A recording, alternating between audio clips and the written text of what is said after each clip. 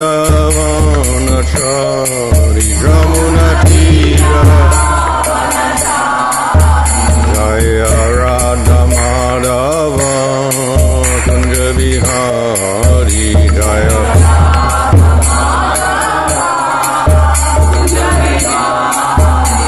Hare Krishna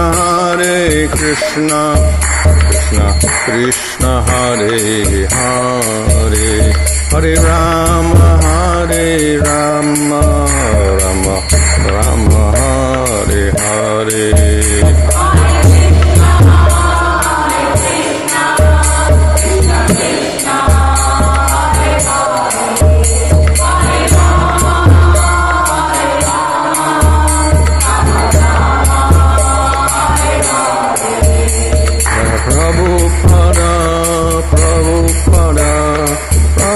Prabhupada Jaya Prabhupada Jaya Prabhupada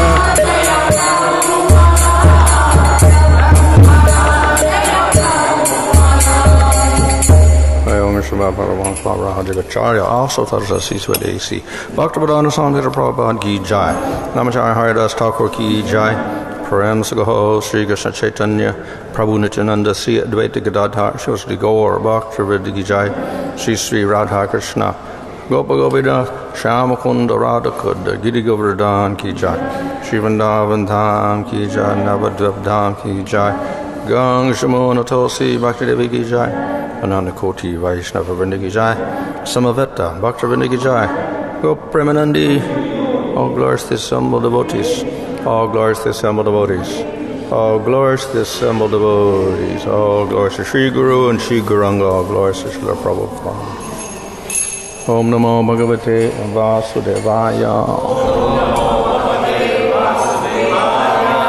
Om Namo Bhagavate Vasudevaya Om Namo Bhagavate Vasudevaya Namo Om Vishnupadaya Krishna Prastha Bhutale Srimate Bhaktivedanta Swami Niti Namane Namaste Saraswati Deve Gauravani Pracharane Nirvishesha Shunyavadi Pastatadesha Tadane Sri Krishna Chaitanya Prabhu Nityananda Sri Advaita Gadadhar Shivasdi Gaur Bhakta Vrinda Hare Krishna Krishna Krishna Hare Hare Hare Rama Rama Rama Hare Hare Reading from Srimad Bhagavatam, Canto 10, Chapter 72, Verse 7. Shri Bhagavan Uvacha Samyag Vavasatam Rajan Bhavata Satru Karshana Kalyani Yena Te Kirtir Lokan Anubhavishyati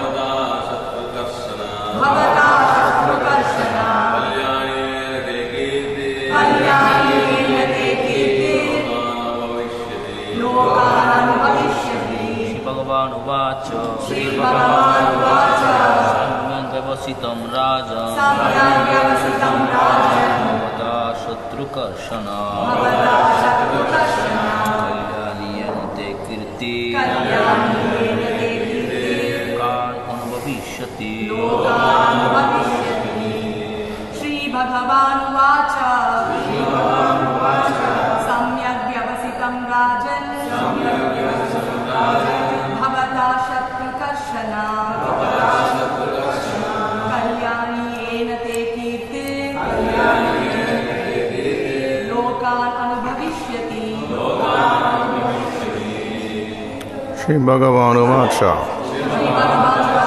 The Supreme Lord said, Samyak, perfectly, Vyavasitam, determined, Rajan, O King, Bhavata, by you, Satru, of enemies, Krsna, O tormentor, Kalyani, auspicious, Yena, by which, Te, your, Kirti, fame, Lokan, all the worlds, Anubhavishyati, it will see. Translation: the Supreme Personality of Godhead said, your decision is perfect, O King, and thus your noble fame will spread to all the worlds, O tormentor of your enemies. Purport: Lord Krishna here concurs with King Yudhishthira's decision that the Rajasuya sacrifice should be performed. The Lord further agrees that there is nothing unfair in the fact that one result is achieved by those who worship him and another by those who do not. The great Bhagavatham commentators point out that by addressing King Yudhishthira as Satru, Krsna, tormentor of enemies, Lord Krishna is imparting to him the potency to conquer all the enemy kings. Thus, Krishna predicted that King Yudhishthira's noble fame would spread to all the worlds, and in fact it has. Translation: the Supreme Personality of Godhead said, your decision is perfect, O King, and thus your noble fame is spread to all the worlds, O tormentor of your enemies. So, as the purport explains, Krishna agrees with Yudhishthira about the purpose of the Rajasuya sacrifice, in which Yudhishthira explained that he wanted to glorify Krishna and demonstrate that anyone who worships Krishna gets all wonderful results. So Krishna agrees with that. Of course, we may criticize, why the Lord is agreeing that he is glorified. In other words, why does he want self-glorification? So that is not the objective of the Supreme Lord in stating this. The king has a certain purpose to achieve, as well. The Lord has his purpose in appearing on earth, and his devotees also, who come with him, his Nityasiddha devotees such as Yudhishthira, also have a certain purpose. So the purpose of the devotees is, of course, always to establish the position of Supreme Lord, in this case Krishna, and the Lord's purpose is to illustrate to everyone that they should follow the process of Dharma, they should worship the Lord, etc. And in the process of doing that, they destroy adharma.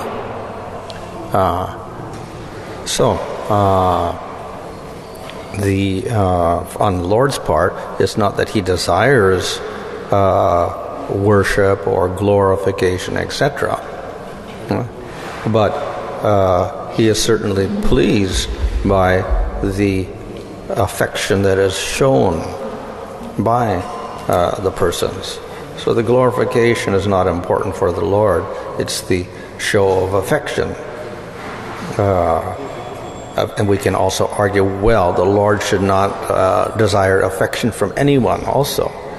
And true, he doesn't depend on any affection at all. He doesn't need anything because he is by nature Atma Rama. He is enjoying himself at all times. He is perfect.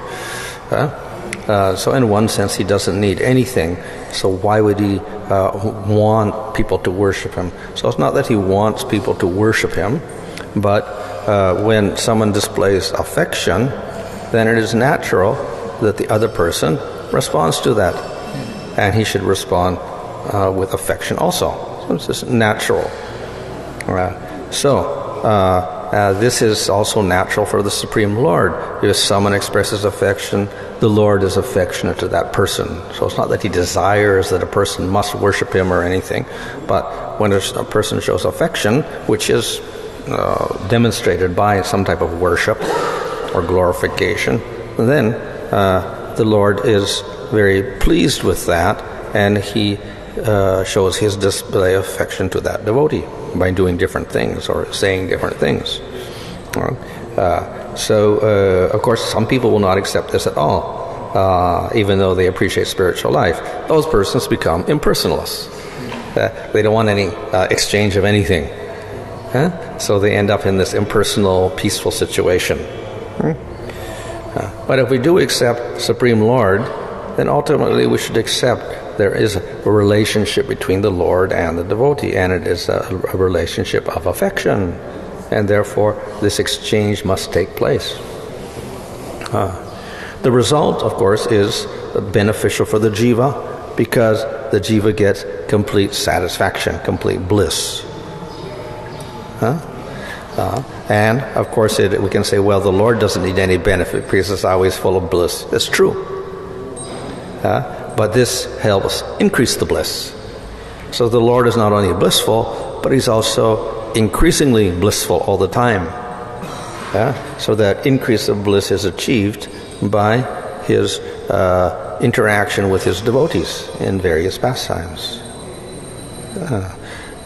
So therefore there is no dependency of the Lord on anything but the performance of pastimes and exchange of love with his devotees is a manifestation of the Lord's inherent bliss and its ever-increasing nature. So that is how we should understand these interactions of the Lord with his devotee. So here, Krishna is speaking. He says, yes, you have understood everything very properly. And by this, then your fame is spread. Everyone can realize your fame everywhere. Your fame meaning the good qualities of Yudhisthira will be appreciated.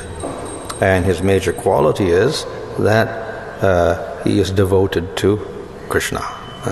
So that is the fame of Yudhisthira, that he is a devotee of the Lord. So that fame gets spread everywhere. When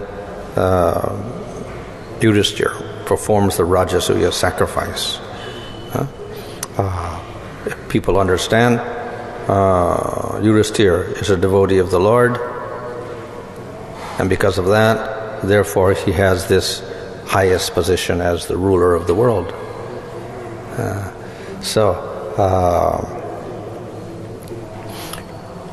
Yudhisthira understands the purpose of the Lord's appearance in this material world. It is to establish the position of the Lord and to establish the principles of Dharma. So Yudhisthira is supporting that purpose of the Supreme Lord. That's his service to the Supreme Lord. And of course, various devotees have different ways in which they fulfill the Lord's intentions. Yudhisthira is the king, so he's a kshatriya. So his way is by ruling nicely and by glorifying the Lord through his manifestation of his various powers. Therefore, he has understood the purpose of the Lord's appearance in this material world, and he is cooperating with that by practically demonstrating the benefits of worshiping the Lord. On the lower level, people will appreciate in the sense that, we worship the Lord and then we get all power and fame and wealth, etc. So materialistic people will appreciate on that level. Demons, of course, will not appreciate at all, and they'll simply be envious, and they'll try to take away the wealth or take away his position, etc. Other people, more sympathetic, then they will say, okay, we'll worship the Lord and we get all nice position and fame and money, etc. On a higher level, those who are actually devotees, then they will be inspired. not by the wealth of Yudhisthira, but by his interaction with Krishna. So often we'll see in the Bhagavatam that the Pandavas are glorified because the Lord personally stayed in their house. He personally served them. He followed after them like a servant even. His relationship was so intimate. So the higher devotees will appreciate that aspect of Yudhisthira. And when Yudhisthira performs the sacrifice, then they will see this as Yudhisthira's attempt at glorifying the greatness of Krishna and the wonderful nature of Krishna, intimate affection that Krishna has for his devotees. So various persons will understand the Rajasuya sacrifice in different ways. The devotees, of course, accept the pastimes also in different ways, even if they're advanced. Some are attracted to the powers of the Lord. So therefore they'll be attracted to the power given to Yudhisthira by the Supreme Lord as an expression of the Lord's power, that because the Lord is powerful, then Yudhisthira gets to rule the earth. Other devotees are more interested in the sweet relationship that Krishna has with his devotees. And though Krishna does display his powers and bestow powers upon Yudhisthira, they relish the intimate relationship that Krishna has with his devotees like Yudhisthira. And of course more, they will even relish the relationship between Krishna and the devotees of Vrindavan. In this way the devotees also can appreciate the Lord's interaction in different ways according to their sentiments. Now, of course, the conclusion of Bhagavatam is that the people of Vrindavan are higher than all the others. Pandavas are higher than the other types of devotees because of the intimate relationship. But I said that the people of Dwarka are closer to the Lord because they get to stay with him all the time. But the people of Vrindavan are the closest of all to the Supreme Lord. Because even if Krishna resides in Dwarka, he's always thinking of Vrindavan. Why? Because in Vrindavan, previously, he had experienced the greatest bliss with those devotees, and the devotees experienced the greatest bliss with him. So, therefore, the ultimate glorification is the relationship between Krishna and the people of Vrindavan. So that is explained in the first chapters of the 10th canto all the way up to about chapter 35 or so, how Krishna relates with the devotees there. And there we get the most intimate displays of affection between Krishna and his devotees. So, though Krishna has these two aspects, he can show powers, and he has more power than anyone else, still, the highest devotees appreciate the sweetness aspect. That is considered to be the most intense, and it also gives the greatest satisfaction and greatest bliss to the devotees. So naturally, it gets the most glorification. So the purpose of Bhagavatam is to point out Krishna as supreme. Krishnastu Bhagavan Swayam. So he is greater than the other forms of the Lord, like Nrsimhadev and Rama and Hayagriva and Varaha. Greater in powers, but also greater in sweetness. So both aspects are there. So he's got more power he manifests more power than anyone else, but he also manifests great sweetness, more sweetness than anyone else. So both aspects are illustrated in the Bhagavatam and even in the pastimes in Vrindavan.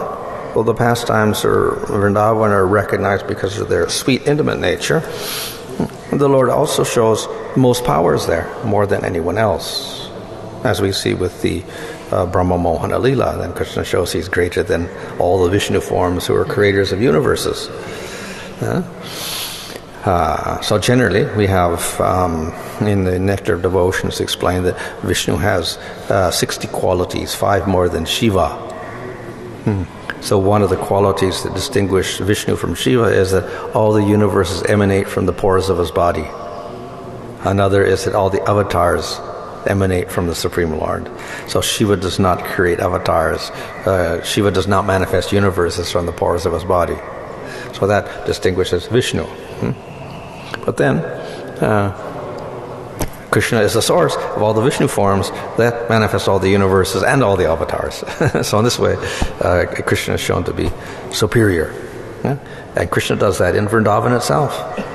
So it's not that in Vrindavan Krishna is minus his powers. No, he shows more powers than even the Vishnu forms. But then the sweetness aspect is greater than anywhere else, and that is quite evident in Vrindavan, where nobody sees him as Supreme Lord. So therefore, the intimacy can be much greater, and consequently the bliss can be much greater. So therefore there's an emphasis upon those chapters of the Bhagavatam in the 10th canto, which describe Krishna's pastimes in Vrindavan. They're considered to be central. And even there, then the greatest devotees in Vrindavan are the gopis. And therefore, the 5 chapters of the Ras Leela are said to be the whole center of the whole Bhagavatam, because they're describing the ultimate intimate relationship and intense relationship and the highest bliss between Krishna and his devotee. So various people will appreciate the Supreme Lord and Krishna in various ways, but the Bhagavatam, in pointing out Krishna's tu Bhagavan Swayam, also is ultimately pointing to the pastimes of Krishna in Vrindavan and the pastimes of the gopis.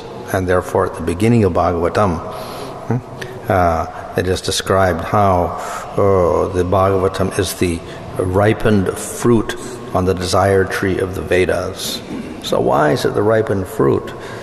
Because it describes the sweetest relationships of Krishna with his devotees in Vrindavan, and particularly with the gopis. So that makes it the highest fruit. And furthermore, it's described how Sukadev made the Bhagavatam more attractive than even when was narrated by Vyasa. Why? Because he was able to relish those pastimes of Vrindavan. He could appreciate them and experience them very nicely. So therefore, the Bhagavatam becomes more attractive when it comes from the mouth of Sukadev, because of his greater realization. So, in this way, we have to appreciate the wonderful qualities that Krishna manifests in his pastimes. But of course, at the same time, realize the highest qualities are manifested in relation to the devotees of Vrindavan. So here, in the second part of the 10th canto, we get Krishna's pastimes in Mathura and then in Dwarka. And there's killing of many demons, etc., which show Krishna's powers. But then we have pastimes which show the relationship of Krishna with his devotees. So here we have a pastime where there is relationship between Krishna and the Pandavas. A very intimate relationship. So it also has its own type of sweetness, in which Yudhisthira experiences bliss and Krishna experiences bliss. So here Krishna begins to speak, and he's praising his devotee, and also giving blessings. Often things are not so explicit.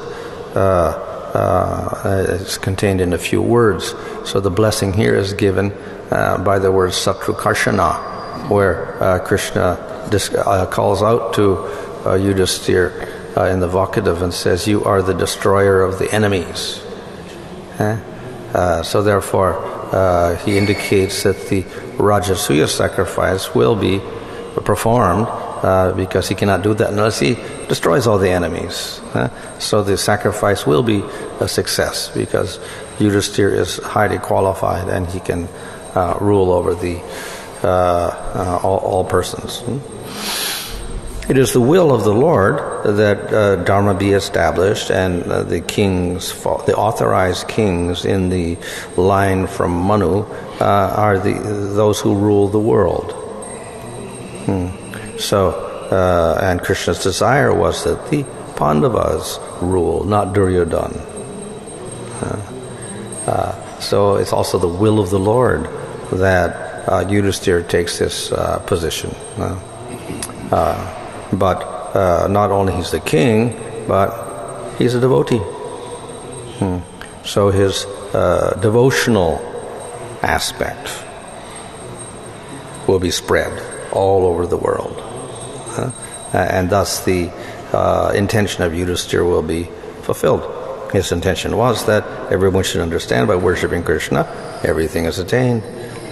So when he becomes the king, his fame will spread everywhere. He will be known for being the great devotee of Krishna.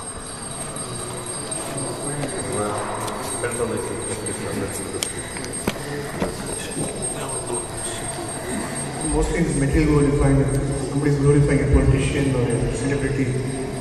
The celebrity and politician, they take the glorification but they don't glorify back the fans. So here, in contract, we see Krishna. When Yudhishthira is glorified, Krishna is reciprocating by glorifying the devotees. This shows that in devotional service, there is a reciprocation between the devotees and the mostly doesn't happen in the material world. Yeah. In the material world, the relationships are often one-sided. One person's got all the devotion, the other person doesn't show anything. So therefore, the response is minimal or maybe superficial. Of course, often the display of affection or glorification is also artificial, and they don't really have those feelings. So we could have genuine or artificial expressions of feeling, and then response may also be genuine or artificial or not deep or whatever. In any case, there's always some imperfection in the relationships. Why? Because there's always some false ego and ignorance on both sides. Both parties have got some ignorance in them and some false ego. So therefore, there can never be a true expression of affection because of that. The relationship with Krishna can only take place when there's no false ego and there's no ignorance. So that is why prema is the goal of bhakti. In that position, there is no false ego, there is no ignorance, there is no other desires. Now, Krishna automatically has no other desires except to please his devotee. He's always pure. But the devotee goes through the process of sadhana. And his goal is to reach that perfection where no more false ego, etc. So though the Lord is not obligated to anything, because of his nature of being most affectionate, he expresses that by being affectionate to the devotee. So he's Bhaktavatsala. So as much as a devotee can show affection for the Lord will show even more affection for the devotee. He'll do greater things for the devotee. And therefore the Lord will go to at great lengths to do things for the devotee. Here we have Krishna washing the feet of Sudama. And we have him washing everyone's feet of the Rajasuya sacrifice. Or we have him getting tied up by Mother Yasoda. So how he responds to his devotees is very, very remarkable, more than what the devotee could ever expect even. But that is the so because he is perfect in his response, and he's also Supreme Lord. Gurmat, the entire creation of the soul is only, the devotee's pleasure is only the byproduct of Krishna's Leela. As it is only meant for Krishna's Leela, and devotee's pleasure is only a byproduct? Well, it's integrally related to it. The whole pastime is an expression of the Lord's bliss. And the Lord's bliss includes the devotee's bliss. Because the Lord cannot be blissful unless the devotees are blissful. So we cannot really analyze in terms of cause and effect. The Lord wants to be blissful, therefore he performs a pastime. That cannot be. Because the very nature of the Lord is bliss.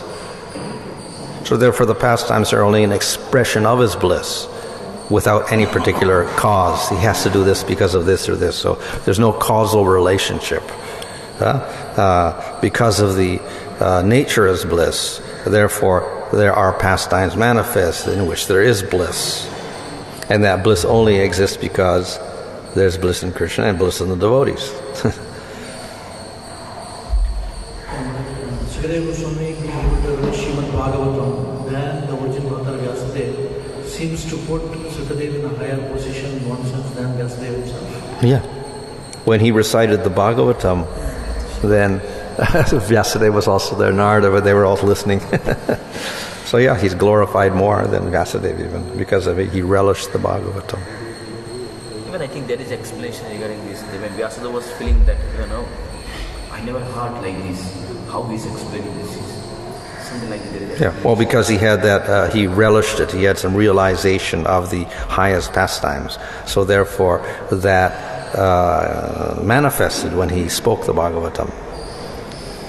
Though the jiva's independence is minute, it seems to be very, very dangerous in the sense that it just carries away once he chooses between spiritual life and material life. It seems to carry him away like any dangerous situation, though the independence is minute. Well, he has his choice. He can serve the Lord or not serve the Lord. That's his basic independence. And if he makes the choice of not serving the Lord, then we have the material world and everything that's related to that. Everything becomes effect of his choosing not to serve the Lord or recognize the Lord. So, independence, we can say, is small in one sense, but it has big effects. He always takes permission from the Lord in any activity.